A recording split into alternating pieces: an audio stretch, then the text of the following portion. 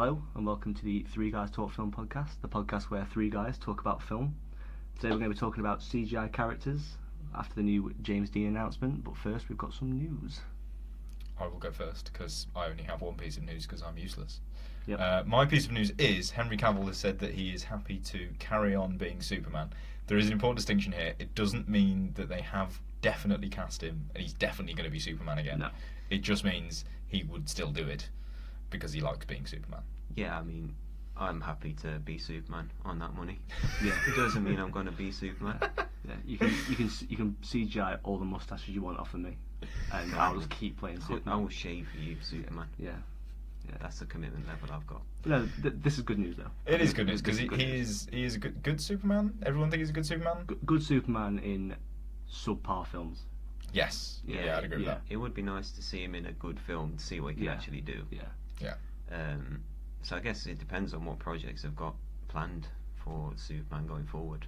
But it kind of seems like they're going in a more sort of standalone direction. So Which is better. Better. So the Man of Steel felt very much like it was just rushing through the origin stuff that we've seen countless times before, just to get to the point where he can team up with Batman and Wonder Woman. So it might be nice to see him in just a solo Superman film. Yeah, I agree. And you can't have too much Henry Cavill, right? I mean, you can't. No. Witcher coming December 2019. Oh, it's going to be so good. Yeah. December 20th? I think so, December 20th. It's like dangerously close to Christmas. Yeah, close enough that if you hate it, you'll just ruin Christmas. Yeah. So please be good. It's a big risk. It is a big risk. And there's no moustache. There isn't. He's got the bleach blonde hair though. Yeah. Which is he looks the part. Like when he was cast. I know this is TV, but when he was cast, everybody thought just, ooh, is he really going to work? See, I was pretty buzzing, just because of how passionate he was about it. Yeah. He was the one that basically said, I want to do that. Like Ryan Reynolds in Deadpool. Yeah, exactly. Yeah, it's almost like a passion project, wasn't it? Yes, which leads me on to my second bit of news. It's not news because it's old news, but I just want to talk about it quickly. Ryan Reynolds is going to be starring in 2020 in the summer blockbuster where he keeps getting his bank robbed and realises he's an NPC in a video game, and it looks like the best film I've ever heard of. It sounds amazing. It sounds so bad, but so amazing. And it's going to be Ryan Reynolds, so it'll be fantastic. Ryan Reynolds can do anything. Yeah, exactly. Yeah. I'm very pro of that film. So that's my second bit of news because Disney released their 7-year plan, and the amount of horror films from Fox is actually quite surprising. I saw at least 3 in there, which I thought was a bit weird given that Disney are, Disney. Yeah. Are Fox still doing the New Mutants, the kind of horror things? I know that the deal's gone through now, but I think they're still distributing that, aren't they? They are. I think they're doing a bunch of things. They're doing the new underwater film with the girl from Twilight whose name I can never remember. Kristen Stewart. That's the one. Yeah. They're doing that. That does not look good. It doesn't at all. No. But she shaved her head for it, so go her. She is committed. I'll give her that.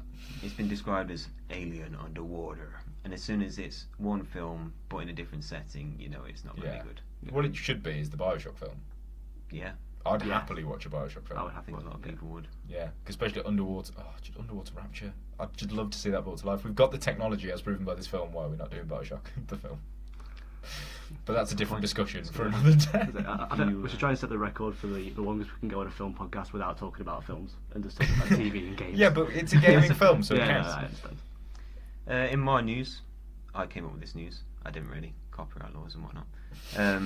Joker has passed $1 billion, making it the highest grossing R-rated film of all time. And the first and only R-rated film so far to reach $1 billion. What do we think? Is it deserved? Oh yeah, 100%. Oh, 100%. Yeah. I mean, I won't see it more than once. I've seen it twice, and it was enough. It's intense, but you can appreciate. Oh yeah, it deserves the money. Yeah, in a year where Endgame and Spider-Man both came out, Joker is my favourite film of this year. Fair. Which says pretty much everything you need to know. Yeah, that's fair. Yeah. I mean, isn't it? Didn't I read somewhere that it's the highest profiting percentage-wise? Yeah, film because ever? it was such a small budget film. Yeah, it was 60 million, 65 million. Which, let's be real, like 20 million of that was just De Niro. Yeah. Yeah, well, and that is a fifth of Endgame. So it's it's probably Endgame's advertising budget. Let's be honest. Yeah. I was looking into this earlier actually, for something not related to this podcast, but it's relevant here. Like the average Marvel film costs about 200 million to make. So Endgame was around 350. I think Infinity War was maybe like the high 200s. And then even something like the first Thor or Iron Man, you were talking 150 million. Yeah, they were pumping money into that early. Yeah, so Joker made all that money on half the budget of a film from 2008. It's impressive. Yeah, that is impressive, to be fair. Very impressive. What's not so impressive is the new release date for The Kingsman, which is now September 2020, pushed back by 6 months, I think. No real reason given. Again, it was part of the Disney announcement. I think it's partially to do with the fact that Disney's own timetable of stuff clashes. It's so cramped. It's so cramped. Like, there's so many live action films coming out. So many. Too many, some might say. Definitely too many. Definitely too many. Although I am excited for Mulan. I'm excited for that. Although there's going to be no songs in Mulan. No songs. But that could work in its favour. It's trying to be very gritty, I think, and I don't think songs would suit, apart from the fact that Man Out of You is an amazing belting song.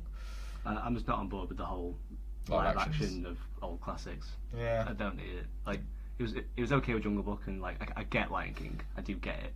I just don't think we need it for every single Disney film. They're doing it for Treasure Planet, which was a flop at the box office anyway. I do really like Treasure Planet. I love Treasure Planet. I love it. Bring it back. Yeah. But don't ruin it. No. Joseph Gordon-Levitt and everybody else in that was amazing. Niles from Fraser was in it. I can't remember the actor's actual name. But the film itself, I recently watched it, and it's amazing. It's actually banging. There's no main romantic subplot either. Like, the romance subplot is between two side characters who are there. And it's great, and his journey is about it's like a father-son journey, which I love. Underrated. It is so underrated, and it flopped to the box office massively when it came out. Really? Yeah, it was a massive. I think they lost something like 50% of the money they put into it. It was ridiculous. Yeah. Wow. So for them to try and take that gamble again with a live action one seems a bit. I don't know. Maybe they're relying on the fact that it's called classic now. I don't know. But yeah, there's too many live actions, and there's going to be more. It's just tragic. Yeah, for the rest of time. Yeah, forever. Yeah. In more positive news, Nic Cage is set to play Nic Cage in a film about Nic Cage, according to Nic Cage. What do we think to this ultimate meta film? It's going to be bananas. It is actually going to be mental. The fact that I love the fact that Nic Cage is playing old Nic Cage and young Nic Cage in the same film, where young Nic Cage is in Nic Cage's head, telling Nic Cage about how terrible his life has become.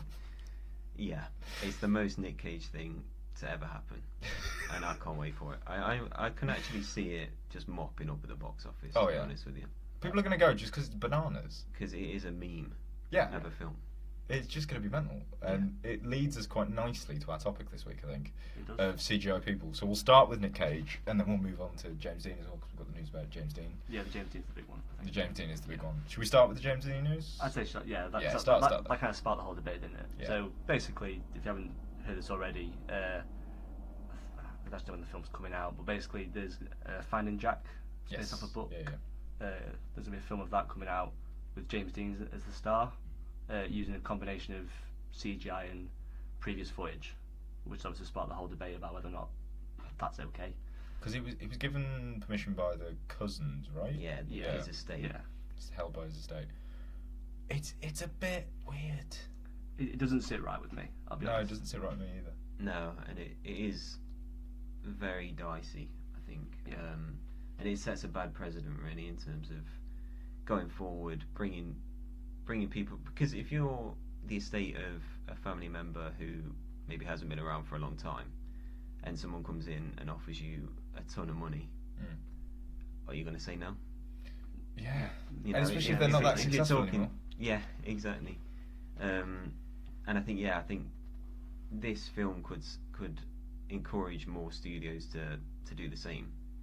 Yeah. I mean, how many dead actors have we got? When's the Elvis film going to come out? Well, that's interesting. I think apparently they wanted Elvis to be in this film instead of James Dean. Oh, was it meant to be Elvis? Yeah. But it fell through. I've never said it like that before. Come on, man. It fell through for some reason. Get it right. Yeah. No, but you're trying to be professional. It is mental. It's been a long day.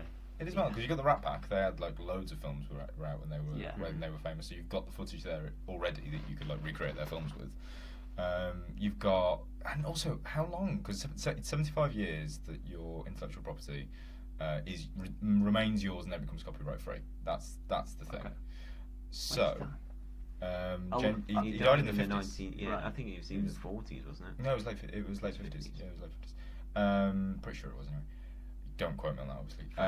Fact check. I'll quickly fact check in the corner just to make sure I'm But it's 75 years. So, for example, if you've got enough footage, say you could literally just get Winston Churchill if you wanted Winston Churchill to be in your film.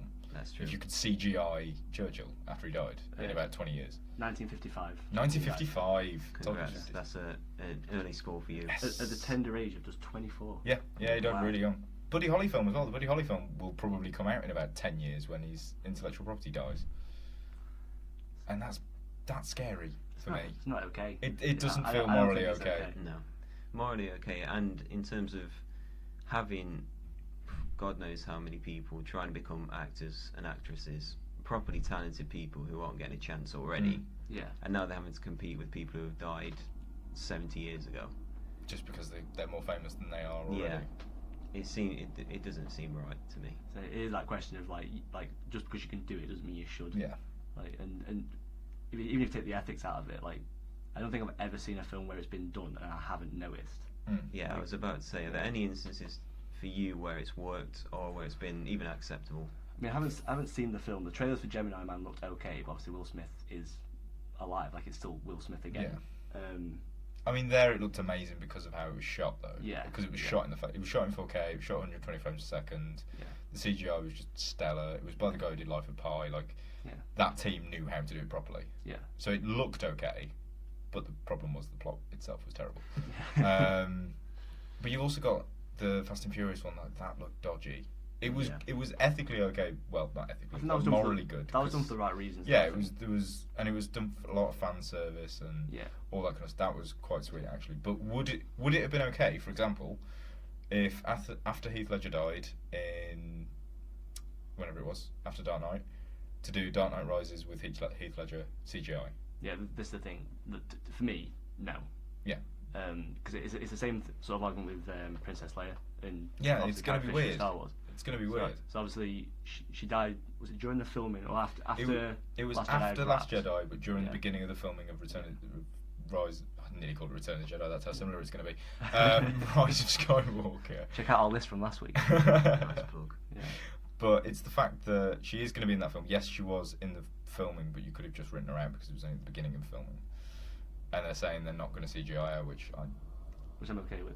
I'd rather her either just put the few things that she shot, use them, and then write her out of it. Or, I mean, to be fair, Last Jedi missed the opportunity. They could have just written her out. They could have edited her out at the end, give her the big send off there, and then work around it in this one. But now they've somehow got to tie up the arc of a character when the actress isn't going to be in it. Yeah, it's also weird to think that canonically the two people who are still alive in that universe are dead. Yeah. And then the one person who is alive in that universe is actually dead in real life. It's so bananas. Yeah, but yeah, that will make me feel a bit weird if they CGI her. They've said they're not going to, but also they might. But obviously they did it in Rogue One as well. Yeah, they did do it with Peter Cushing. Yeah, how did you find that? I found that so weird because I didn't know about it going in. Oh, really? I didn't know because I hadn't really read about it because I didn't like the trailers. So I went into that film and then saw Peter Cushing and I was like, this is the weirdest thing. Because again, it's the same thing. He died ages ago. Yeah. We got him in that film because he would have been canonically alive. But everybody watching it would have just gone, yeah, we know he's not going to be in it. He's dead. No one's going to be outraged that a character played by a dead actor isn't in a film. Like, surely you can suspend your disbelief enough to go, well, the guy is dead. Yeah, it's just mental. I don't like it. I think it sits a bit weird. I understand sometimes it's necessary, like the Fast and Furious one. Like he was in that film, and then he tragically died while the film, I think, after it had wrapped still, or like really far in. Really late into filming. Yeah, so they did that as like a tribute to tie it all up, and obviously he's not in any of the rest. No, I think that's how it should be. I don't like this idea of, well, we can just keep using him, just keep putting him in films. Yeah. Also, the Gemini Man thing. Why not just use one of Will Smith's many offspring that are acting? Because they really look like Will Smith. He got his there. Yeah, but they look enough in film logic. Because young Han Solo looks nothing like Harrison Ford. I suppose for Fast and Furious they did use his brother to kind of get the likeness, and then I suppose. I guess the question again comes down to, is this going to be used now as a kind of marketing tool? Because that was a big seller of Gemini Man. Yeah. This film probably wouldn't have even made the news if it wasn't for the James Dean announcement. Do you think studios are going to see this and think that's an easy way to get some coverage? Yeah, for the next few years at least, yeah. Because there's only going to be a select few studios that can afford to do it. It's only going to be the big ones like Fox, Universal, Disney, all that kind of the big crew Yeah. that can afford it. Anybody else, like a small studio, will not be able to afford CGI people. They'll have to rely on Commonwealth Garden actors. Yeah, I think the film industry tends to work in trends as well. Like we're currently in the trend of the biopic. So Bohemian Rhapsody, Rocket Man. I think this is going to start a new one. So I would CGI be, people. Elvis is coming back. I'd be amazed if in the next 2 years Marilyn Monroe's not in a film. Yeah. Oh, it's just going to be weird. It is weird. And for me, you mentioned Solo there. There was talk of people were saying, why didn't you just de-age Harrison Ford or whatever? But for me, the actor that actually did it was really good. Yeah, he did a really good job. And you get a kind of different take on the character, which you wouldn't get if you didn't, because you've had the guy who's now in his 70s going back to a character that he probably didn't even enjoy playing, and giving his take on it again. And it's like you've already seen that. Yeah, we know what Harrison Ford thinks about Han Solo. Well, he publicly killed him. Yeah, exactly. He had it contractually obliged that he'd be killed. That he'd be killed. So you really think he's going to go back and through the de-aging? I don't think so. No. And again, we wouldn't have had that performance then if it wasn't. And again with Donald Glover as Lando. Oh, he was so incredible good. Performance. Yeah, he was actual good bit of that film. Yeah, arguably the best part of the film. Yeah, like you could see he could front his own film as that character. Yeah. Oh yeah, 100%. And you wouldn't have got that if you de-aged Billy D. Williams. No. So I think there's obviously the marketing thing, but also, like I said earlier, stopping opportunities for good performances from other upcoming actors. It shows a bit like a lack of respect for fans as well. It's almost as if they can't, they don't think that fans can adapt to seeing anybody else in that role. Yeah. Like Han Solo doesn't have to be Harrison Ford. Fair enough, it'll always be associated with Harrison Ford, but why shouldn't it be open to interpretation from a young actor who I'd never heard of before? No, I'm then you did a smashing job. Yeah, and he did a good job. So yeah, for me it doesn't work. Yeah. I don't think I'll ever really be on board with it. No. So kind of going to a broader topic. Don't have to go into too much detail, but CGI in general. How do we feel? How do we feel about it? Sick of it. Because obviously you got the DCEU, to use the term, that was very CGI intensive. Marvel is now massively green screened. Yeah, it's getting that way, definitely. How does it feel? Does it ruin your immersion? Yes. So, you can tell. I don't care what anyone says. Yeah, you can tell. You can appreciate that it's really good quality now compared to in the past. But you can always tell. Nothing beats prosthetics for me. Where, I'm not saying never use CGI again. It needs to be a blend of the two. Yeah. For me, Lord of the Rings sums that up perfectly. You've got it's in an old debate and plenty of people have covered it. But Lord of the Rings versus The Hobbit, CGI versus prosthetics and CGI. One looked amazing, felt really gritty, you felt in the middle of that action. The other one, you were watching a comic book. And it works for the superhero films because they are comic book films. Even there, for me, but even so, personally, they've expanded it so much. I think. I mean, isn't Tom Holland's entire suit green? Yeah, even Nick Fury's gun was green screened. Yeah. Why? I don't know. There's no need. The hotel room that they were in was a green screen. Oh. Yeah. Just why? It makes no sense. Just go to location. Yeah, exactly. I think that they're going to lose that if you can just CGI everything. But again, you can tell. You can still tell. Also, the actors' performances aren't going to be as good. No. I mean, Tom Holland is amazing considering that he just literally seems to act off green screen half the time. Yeah. Because he can't be trusted with secrets. Mm-hmm. So people read in lines. Ian McKellen talked about it in The Hobbit, didn't he? How he made him want to cry. Yeah, how depressing it was to sit in a green screen acting on his own. Yeah. Especially in something like when it's a fantasy or a sci-fi, when you're surrounded by a lot of characters that aren't really there. There was an interesting Emilia Clarke, to go back to Solo actually, interview where she said she'd been on Game of Thrones for ages and it was just green everywhere, the dragon, the cameras coming past your face and all that kind of stuff, but she was just in a scene of green, really. Then they were on the Millennium Falcon, it was all there were all the buttons, and even the bit when they were in space, they had lights and stuff around it so she could physically see, and the bit with the eye thing in space, that was there. They actually got it so she could see it. That's cool. But isn't that way cooler? Yeah. Because that film looks amazing. So what you like about the Star Wars films, they look incredible, the new ones. Yeah. And a large part of it is the fact that they use prosthetics. They rely on old school filmmaking. Mad Max looks amazing because I think it's 97% on screen. Yeah. I think they just got rid of the wires. That was pretty much it. And again, Christopher Nolan. Nolan's Dark Knight. There's a reason he's heralded as one of the best directors around. Yeah. Because he actually commits to it, thinks of inventive ways to do really impressive visuals. Inception. Yeah. When the room's spinning, they literally put a room on a dolly, like a dolly thing, and then just span it. It was incredible. Yeah. It to me it feels lazy CGI, excessive CGI. Obviously, again, like you said, the combination that's fine. But if your film is 80-90% CGI, you're just not having the same impact for me. No. To go back to the Marvel thing, like I think in a lot of places the first Avengers film, which was a lot of the final battle in New York, was mainly practical. Like I don't know if they were in New York, but they were definitely on a big set. Looks way better than anything in Infinity War. Yeah. Also, the CGI's got worse because they're pumping it out quicker. Because the films are only now allowed like 2 years to go from beginning to end. Yeah, something like that. And the CGI is nowhere near as good. Yeah, because they haven't got the time. I tell you, the main film where I noticed Captain Marvel film. Oh my god. The main film where I noticed it was Ragnarok.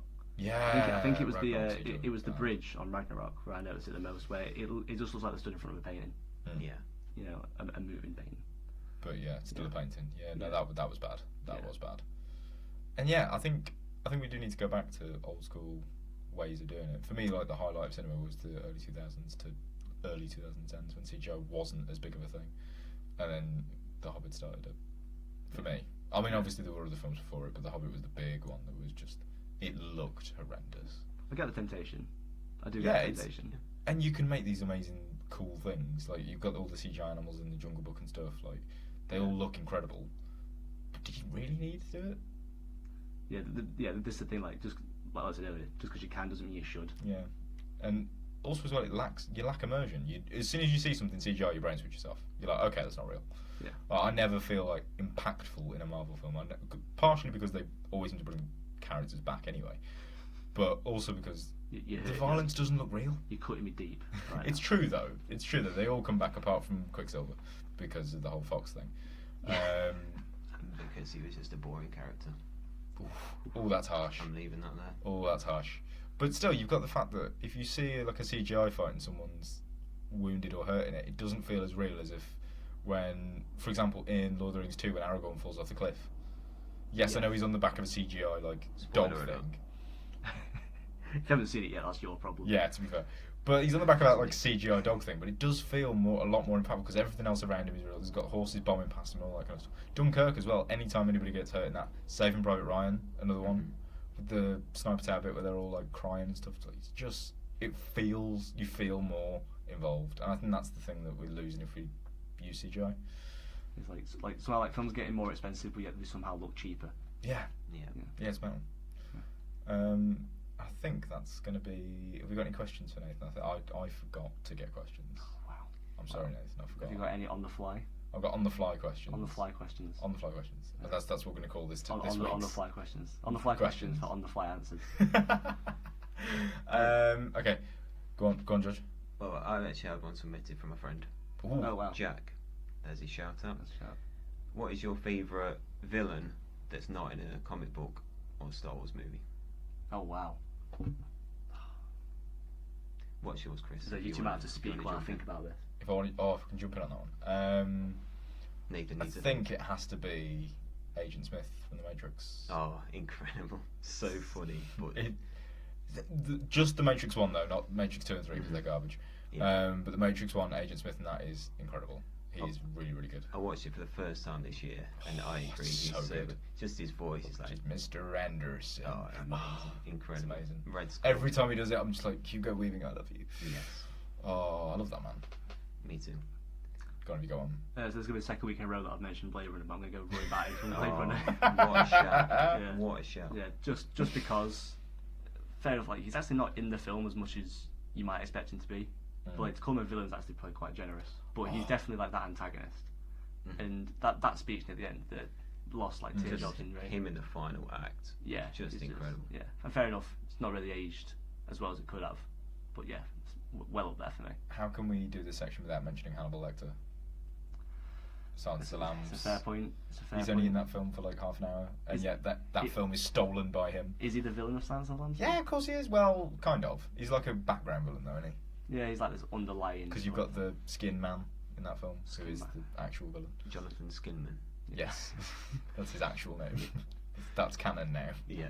Buffalo Bill. It is Buffalo Bill, Yeah. but I couldn't remember. My favourite, Hans Gruber. Yeah, Rickman. Rickman. Yeah. Incredible. From the greatest How. Christmas film of all time. Yeah. Ooh, that's good. And that's a debate for another time. That is not true. Okay, Next. my other question for you is, aside from superhero films, because obviously we know superhero films are your wheelhouse, what is your favourite genre of film that you wish would come back? So, for example, I really want westerns to come back. We have not had a decent western film in ages, apart from when they did the remake of True Grit, and then it was just nothing. Because anybody who says that the remake of the Dastardly Dozen, or whatever the hell it's Magnificent Seven. Magnificent Seven, Which I did enjoy. no, it's just bad. Fair enough. It's just trash. Like, it's good because it's a trash film. Yeah. No, But- it was enjoyable. I didn't say. Did I say it was good? You did say it was good. You Okay, I lied. retract that. Enjoyable. It was enjoyable. Yeah, exactly. It's enjoyable trash you go and watch. But I would love to have the gritty westerns back, like a proper. Imagine Prosthetics, like all Chris Nolan westerns. That's what I'm picturing here. Imagine a Chris Nolan That's what we western. need. That's what I need. Have you watched Bone Tomahawk? I have not. Because I've heard that's really good, and that's really gritty. That's what I can get behind. I need to watch it. I need to watch that. So just so I'm clear, does that have to be a genre that's kind of not around as much now? Yeah. That's tough. That's really tough. You've not given me the easiest ones ever. The lights have just gone out in the room that we're sat in. Yeah, that is slightly terrifying. So Hang on, I will go and put a light on. Professional standards. I'll try and keep the ship running. Oh, okay. We're back. The motion sensors. Probably should have known that. You probably should do that. I don't know. That's tough.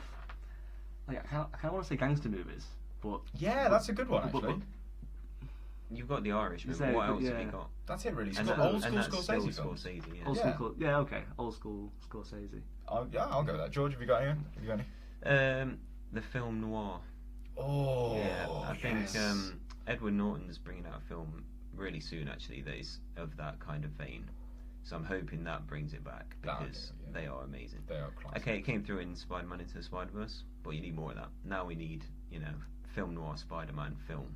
I would kill for Nic Cage's Yeah. Spider Noir. Yeah, forget the actually kill it. Nick Cage film about Nick Cage. Get Nick Cage as what was his? It's just Spider Noir, I think it is. Spider Noir. Noir Spider-Man or something like that. I think Yeah, Spider Noir. Spider-Man Noir. I think that's the Spider-Man official, makes official sense. thing. Yeah. So, not like kind of on topic, but not really on topic. One thing I would like to see more of are more sort of like animated films that aren't Yes. necessarily Family films. yeah, like aimed at kids, like Spider-Verse. Spider-Verse is so good. Yeah. Can we just all point out as well, like everyone lost their minds when they found out that Spider-Verse is 3 years away. That's how excited everybody is for that I film. can't wait. I'm so Can't excited. wait. It's going to be so good. Quietly skeptical though. Not sure if I needed more of it. I do. I don't know if it would like benefit from just being a standalone thing.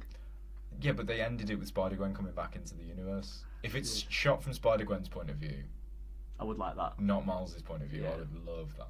To But- find out more about her universe and the whole thing with Peter, because then you get Peter B. Parker coming back and she's got to deal with the fact because we never really got an answer to that. No. The whole fact that she lost her best friend and has got to be able to see him move and talk, and it's not him. It's criminal that Spider-Gwen hasn't been in more, like, even like the live-action film. Oh, yeah, It's criminal that she's not been in it yet. Absolute criminal. It's probably something to do with Sony being Yeah, Sony. yeah, basically. But then they make great video games. So. They do. I've got a final question on the topic of Nick Cage. Nice and simple. Okay. Best Nick Cage film. Best Nick Cage film. On best Nick Cage I don't think I've performance. ever actually seen a Nick Cage film that I liked. What? Kick-Ass is great. Face Off. Face Off is genius. Face Off is just. Just that pre-scene at the start is enough for an Oscar. I mean, Polly would hate me if I didn't mention National Treasure because that's one of her favourite films. Yeah, I still need to see it, but What else I'm is he probably in? not going to see it. Drive Angry, that was a great film because of how bad it was. Okay. It was just Nick Cage hitting things for an hour and a half. It was amazing. Of course, you got The Bees, not Yeah. The Bees. Wicker Man. Wicker Man. Pass. Yeah, that's fair. Pass. Go on. One I'm more going to go with question. Kick-Ass. I'm going to go with Face Off. Yeah, fair. One more question. I'm going to go with. I'm going to give you a superhero question. Oh, thank God. No, he's buzzing now. The one thing I actually know about. It's the one thing I'm on this thing for. Don't build yourself up too much. Yeah, exactly. This could be a tough It's question. gonna be the one that I've never seen. Who is your favourite superhero? That's a big one. From the films or just in general? From the films, not in general. From the films. Who is my favourite superhero? Well, I feel like the easy answer is Spider-Man. Yes. Purely because Most iconic. We grew up with Spider-Man as well. And like, there's nothing quite like a Spider-Man film. No. I don't think. I think he's very specific. And even when he's done well, or when he's done badly, Andrew Garfield. Yeah, look at you. Let's leave it out. Nah, be fair. This is a debate for another time. Yeah, it is. But yeah, I just don't think there's anything quite like a Spider-Man film. That's fair. And he was a massive part of my childhood, so that would probably be part of it as well. That's The fair. Tobey Maguire ones. Dance and all. Tobey Maguire, I love you. Get in touch. Okay, yeah, please. If you hear this, Toby, we're thinking of you. Did we ever hear from Kingsman guy from last week? No, we did not hear No. from Colin Firth. We're We still didn't hear- waiting. we We're never still heard waiting. Colin Firth. We're still Did you say waiting. Kingsman guy? Kingsman, yeah. He did say. Do you know what's upsetting about that? National Do you treasure. know what? The thing is, his name was right there, and then the second I got to Yeah, it. you didn't want to build him up too much. No, exactly. Yeah, I mean, if he can't justify us with a response, then I can't That's justify it. Fair enough. Colin, if you're listening, we love you. But we do. Toby, call me. Do you think he could sponsor us? Maybe. Toby Maguire's is a Sponsored by lot, to Colin be Firth. honest. Yeah. Who'd you rather be sponsored by, Toby Maguire or Colin Firth? Easily, Colin. It's got to be Colin. I feel like Tobey Maguire's got like a lot less on. That is true. I like that. Just want to be sponsored by the guy with the least to do. Yeah, Yeah. he's got the most time to get in touch. So. Yeah, Colin Firth's off. Doing everything. Doing whatever Colin Firth does. Does everything. We love Colin Firth. We do love Colin Firth. On that Colin Firth related note, I think it's time for us to end this week's podcast. Next week, we are doing a review of Knives Out, because Knives Out is out next week. If I can get to see it the night before. Yes. Yeah. If So, not, prepare for it to be spoiled. yeah, because we will do That's fine. spoilery That's chat. fine. With or without That's him. So You can come in for the news. And then Yeah. leave, No, I'm just and then kidding, we'll I'm just just talk kidding. about Knives Out. I've got loads of better things to be doing than this anyway. So yeah, next week we'll be talking about Knives Out, and thank you very much for listening. We look forward to talking to you next week. Bye. Bye.